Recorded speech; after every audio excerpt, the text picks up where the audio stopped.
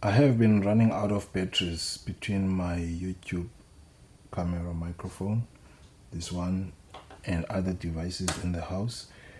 This camera microphone takes two AA type batteries, these batteries, and it's got a transmitter, and there is also a receiver device, which is the transmitter is the one that sits on your chest, and the receiver is what sits on the camera. But I also have two sets of this transmitter receiver, so in total I need 8 batteries.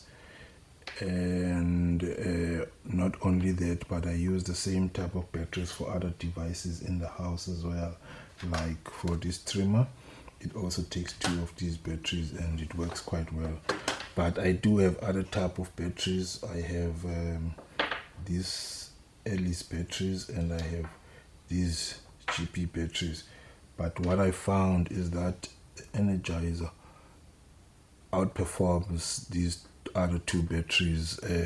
It lasts longer, and it works properly. And what I found is that this trimmer doesn't want to run on these 2 batteries no matter how much I charge them. And I've got a good charger. I've got this charger here, which is the Energizer charger, and I've always used it and works fine.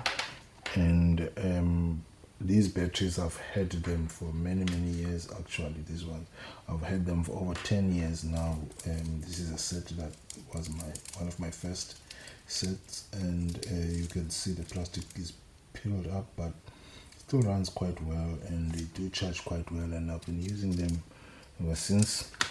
So I thought, let me just go and buy new batteries, and I went to a Chinese local store, and I got these 2. These, I stick them onto my microphone, and I got an error on the display there. And when I took them out, I realized that actually these are 3.7 volt batteries.